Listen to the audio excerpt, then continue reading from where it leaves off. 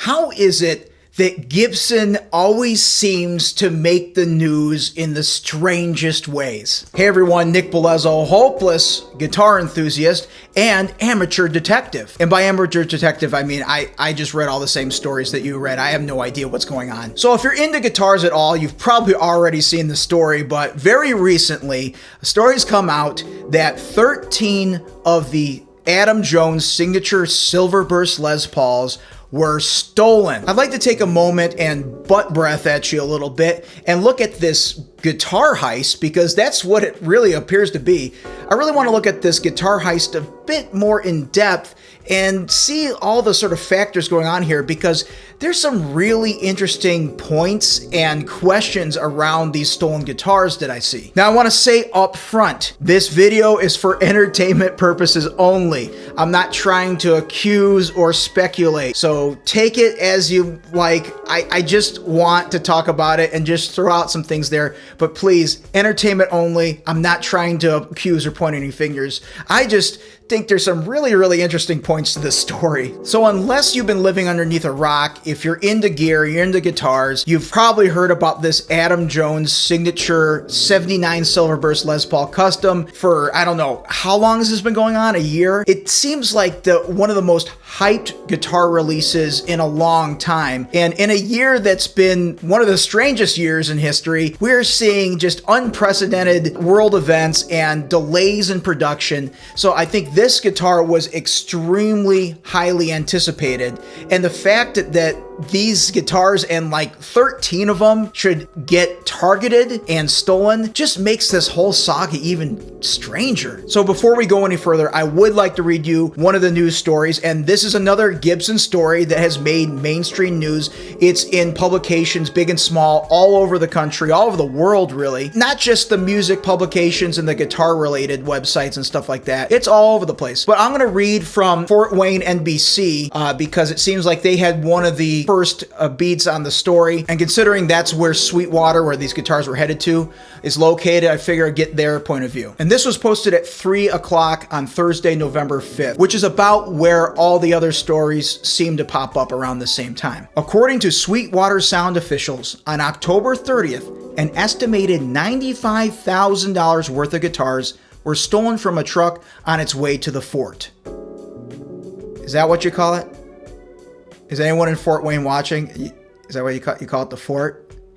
I'm from Chicago, and by the way, no one from Chicago says Chi-Town, okay? So the fort. If you call it Chi-Town here, I mean, you should get punched in the face. Officials say a pallet of new Gibson Adam Jones 1979 Les Paul Custom Silverburst guitars were stolen from a truck at a Flying J Travel Center in Whiteland, Indiana. The truck was en route to Fort Wayne, Indiana, where the headquarters of Sweetwater Sound sits. Somehow, out of a truck full of guitars, this one pallet was singled out and stolen at a truck stop, says Sweetwater Chief Supply Chain and Merchandising Officer Phil Rich. With a retail value of $95,000 in guitars, we feel this person or persons knew exactly what to look for and when. Officials say to keep a lookout for the following serial numbers of the 13 guitars so they can be reported. And Gibson has actually released the 2 model numbers, which includes 4 of the hand-aged and signed guitars, and then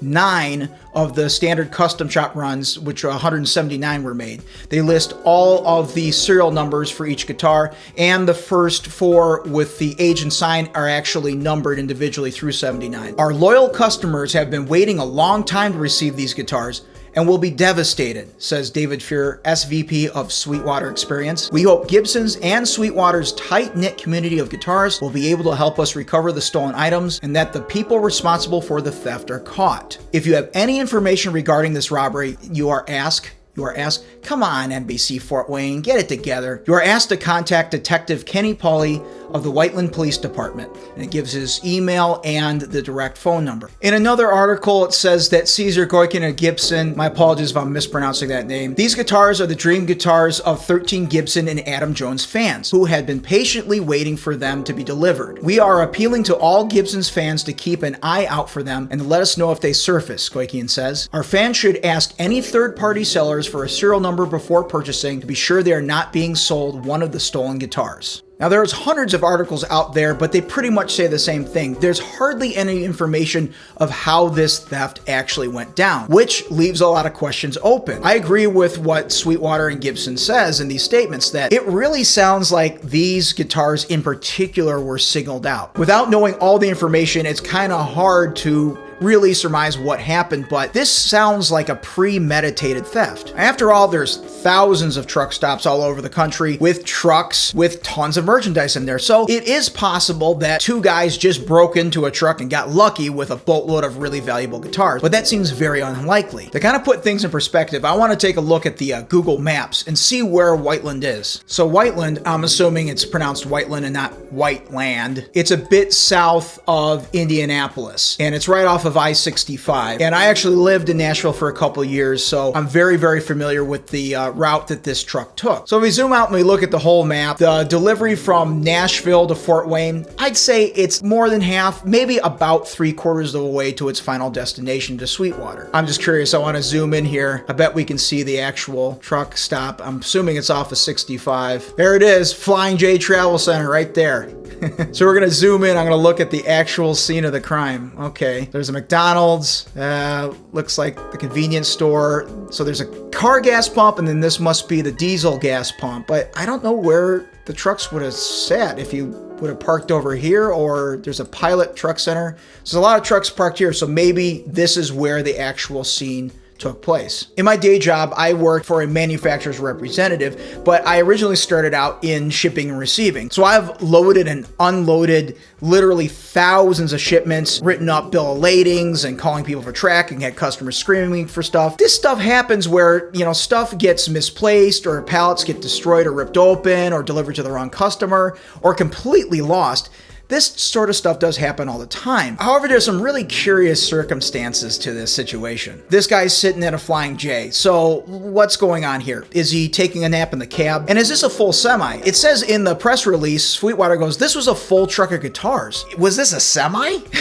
I've loaded plenty of semis, and if that was a semi full to the brim with guitars or near full, that would be a ton of guitars. Now, most music stores, they get all their stuff ground, UPS, FedEx, DHL. It's very unusual that they'll get an actual direct shipments, even if it's like a dozen guitars.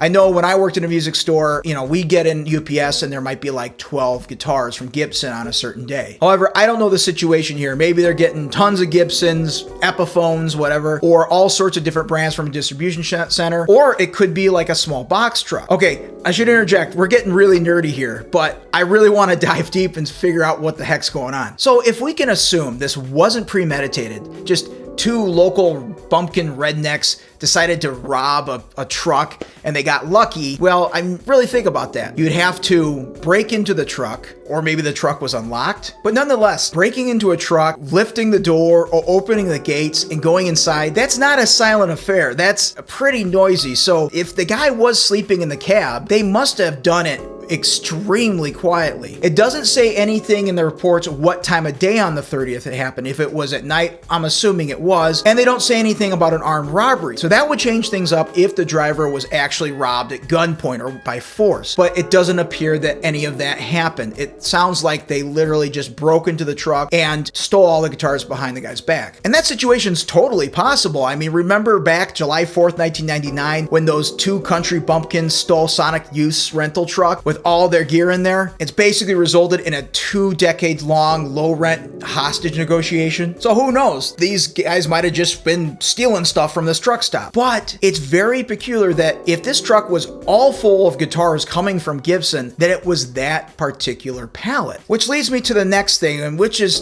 kind of the hard thing to talk about. Because like I said, I don't want to accuse anyone, but if that pallet of guitars was specifically targeted, meaning they knew the truck, they knew what they were looking for, and they had intent, there was probably somebody on the inside that leaked that information. We got several people involved here. We have Gibson themselves, and then we have the trucking company, and possibly maybe a third-party logistics provider, the truck driver themselves, and Sweetwater. Now, a lot of information's public. I mean, if you get a tracking number on a shipment, anyone can go online and on the trucking company's site and trace that shipment and find out where it's at. However, it's very unlikely that you'll know the actual truck and the actual pallet that material's on. The other thing I don't know is, are these guitars actually coming from Gibson in Nashville? That's something I don't know. Is Gibson's custom shop a part of their main factory? I'm assuming it is. And do those guitars ship from the same area? So those guitars had to have been at the very least followed, if not intercepted, along this travel. It's very unlikely that these thieves would just gotten lucky by showing up at the Flying J out of all the travel stops that this truck could have stopped at. It's probably highly likely that this truck was tailed all the way from Nashville. And the other thing was, is this a direct shipment? A lot of LTL shipments will get picked up, delivered to a service center, put on another truck, shipped up to another service center, and then put on another truck for local deliveries. In this case, it might have gone through 2 service centers before getting to the final truck in the Fort Wayne, Indiana area. From the way I'm reading it, this looks like it was a truck directly from Gibson. So it might have been loaded up at Gibson and was heading nonstop to Fort Wayne. Which leads me to another question. If this is a nonstop truck going all the way straight point to point, then usually they put a protective band on the trailer. And I would think with this many guitars, wouldn't they lock it? Of course, that's not a deterrent. Anyone can cut the band, but it's just funny that someone knew which band to cut and that the thing was unlocked or they're able to break in without disrupting the driver. There's a lot of weird stuff going on here. I feel extremely bad for that driver. I mean, especially if he was sleeping in that cab. He must be a really sound sleeper. And it's really gutsy of the thieves to go in there and take everything while the guy was in there. Or the guy also might have been in the McDonald's or getting some coffee. But my God, 13 guitars, yeah, you could do that really quick, but if it was 1 or 2 people, think of everything involved. I mean, they had to have had a van or a truck and unload those by hand because there's no way they could have gotten like a pallet jack or a forklift. I'm assuming this wasn't like some Arnold Schwarzenegger movie type heist where all of a sudden there's like 12 heavily armed guards and then like an armored truck with a forklift pops out that's got like bazooka launches on it. You know, I'm pretty sure that's not how this went. So I'm pretty sure they broke in, cut the pallet open, and unloaded everything by hand into like a van or an SUV even. So I feel extremely bad for that driver. Unless he's in on it. Because like I mentioned before, to know exactly where this truck was and what it was carrying and that it had all these guitars on that one pallet, there's something really fishy going on there. I mean, I have no idea what's going on, but man, there's probably some very uncomfortable conversations happening at Gibson right now. At the very least, they're probably talking about a new protocol on how they ship guitars and how they protect them on shipments, but could there be someone on the inside? Could it be someone with the trucking company? Someone at Sweetwater? Granted, there might have been someone who completely innocently gave this information out to a nefarious individual. Now, my business, I deal with plumbing supplies, so no one cares about my stuff. Like, stuff gets destroyed and missing all the time. All I have is like really angry customers wondering where their shit is and yelling at me. And a lot of the times, there is a safety protocol of the trucking companies that they don't want to talk to anyone but the actual shipper. It's like a safety thing to make sure stuff like this doesn't happen. But who knows? Maybe someone pretended they were a Sweetwater official and was saying, hey, this truck was supposed to be here yesterday. There's tons of valuable guitars on here. Customers are wondering where they're at. We want to make sure they're okay. And maybe the logistics company or the trucking company was like, oh, okay, all right, we'll give you the information. Yeah, hey, he's in Indianapolis on I-65. He's headed your way. Again, highly unlikely, but a possibility. And this leads me to the next thing.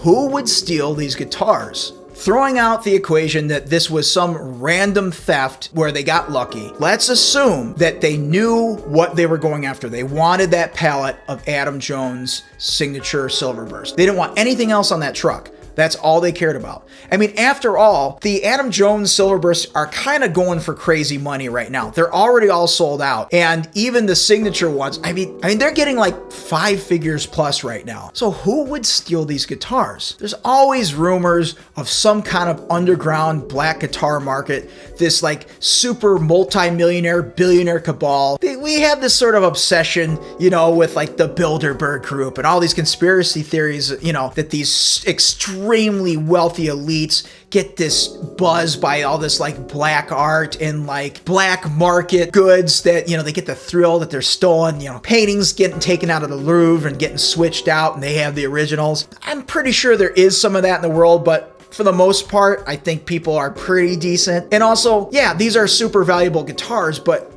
why the Silverbursts? Out of all the guitars that like the really high-end guitar collectors would go after, I would think they would go after like, 59 Les Pauls that can blend in a bit more, or actual vintage guitars. Anyone making this heist would know that the serial numbers would probably get leaked out. So what the hell are they doing? Ultimate worst case, I would say, is guitars got stolen, the thieves got cold feet, they decided to destroy everything so they wouldn't get caught. That's probably the worst case scenario. The next worst is they get stolen and they get put into the abyss. Either they're hidden away for years, or they start making the circulations on the sort of an underground market, or they try to sell them off at like local music stores and pawn shops. So earlier this summer, there was this whole hullabaloo about the Gibson 59 missing shipping ledger, and I did a video on that where I looked really in depth, kind of like this, at all the working parts to that search. And Gibson got criticized because they said, oh, this is just a PR move. That stuff is really missing. They just want to get their name back out there. Tied in with this whole thing about this underground black market or counterfeit 5960 Les Paul Sunburst, there might be this really high-end black market guitar cabal. It just sounds so funny me even mentioning it. And I know there's some guitars like, hey, like the Red Eye Burst is an example of a guitar that went missing. And also Eric Clapton's Beano Burst, which is presumably still missing, although it's been rumored to be in the collection of a extremely reclusive billionaire collector. I won't mention any names, but all I'll say is he might be related to Marge Simpson's senior prom date. So maybe there was some kind of huge connection where all these guitar dealers, just for fun, decided to pull off this heist so they can disperse all these guitars amongst themselves. Do I really think that? No. But in the realm of all this guitar bullshittery, I'm going to put it out there. And this brings me to probably the most logical conclusion of all of this. Not how or why these guitars were stolen. And I'm not accusing Gibson or anything. That's not what I'm saying here. But I have a feeling that, and I haven't gone on the forums yet, but I know always, the Les Paul forum and the gear page and all the, everyone read it.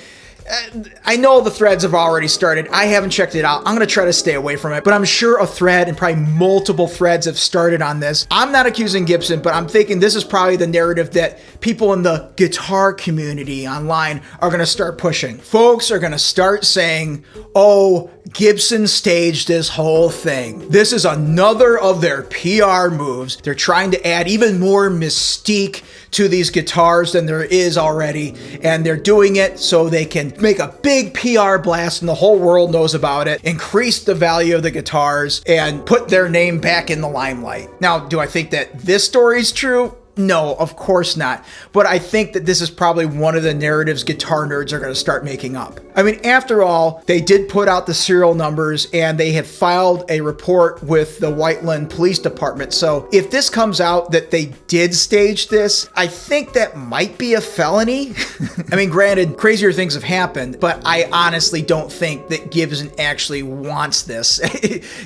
I don't think that this is some extremely elaborate PR move, folks. That is BS, but I just know it that is one of the narratives that's going to get tossed around. I can already see the posts. And yet I kind of get it, because there really has been this crazy anticipation and mystique over this signature Les Paul. It's been unprecedented. And I still think it's kind of funny that it's actually come to the point where we're doing Gibson custom shop reissues of 79 Les Pauls. Granted, I'm sure it's a very nicely made guitar. It's a Gibson custom shop guitar. It doesn't matter if it's a 59 Les Paul or whatever year it is. It's still going to be a nice limited edition Les Paul. I just think it's funny that we're literally paying 5 figures and going crazy over like, a Volute 79 Norland era Les Paul custom. But the hype has been nuts.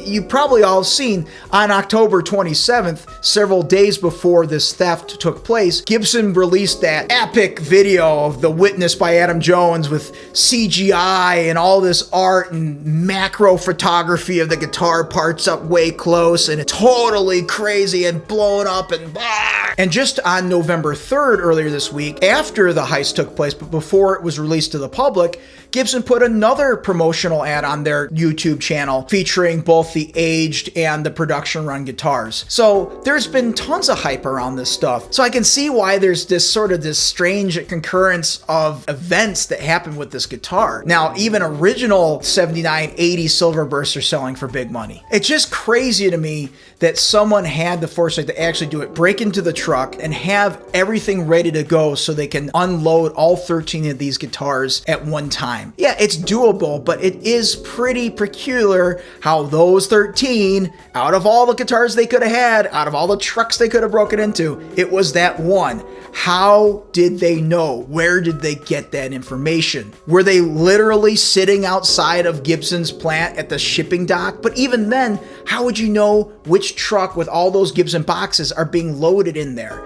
It seems very peculiar that they would have that precise information. I mean, just Gibson, man, for the last decade, they just had the weirdest news stories. And going back to 2011 with the government seizure of all the raw wood, then all the Robot series guitars that were a commercial failure, and they put the tuners on all the headstocks, and then they had to take them all off and swap them out with standard tuners. Then Memphis plants closing, and they got the videos posted of the guy putting the ES guitars to the bandsaw, and then of course the Caterpillar smashing all the unsold Firebird X's, which in Gibson's defense, guys, that's not just Gibson. Every major manufacturer does that. It's just Gibson has really gotten a lot of bad rap for it. And then just earlier this year with the whole 59 ledger search with the cash reward, it's just been story after story of just bizarre business moves and mishaps Gibson always seems to be right in the middle of. Why don't I ever see this from Fender? Am I missing this? Please, if I'm missing this, point that out, because I rarely see any other guitar manufacturer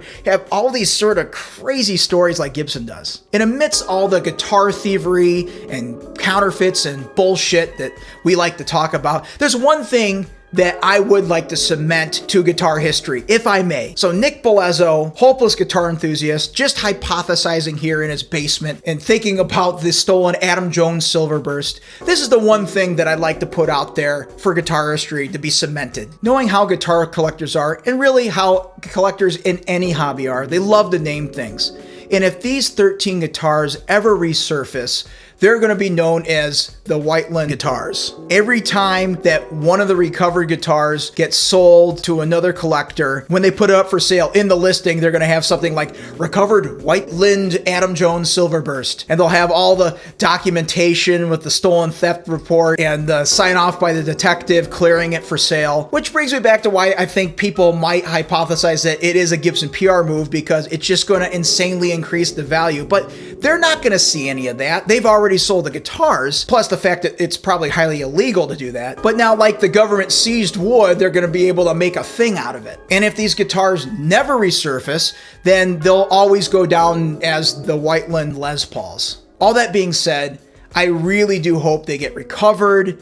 At the very least, even if we don't find out who it is, that they get recovered, they get to Sweetwater, they get into the hands of the people that bought them, and they're not damaged or altered in any way. It's just really, really strange, man, that all this stuff would happen, you know? Happens right before Halloween. Spooky, huh? So that was a bit of a rant. I was butt breathing at you. I can see the cloud of butt breath smoke right now.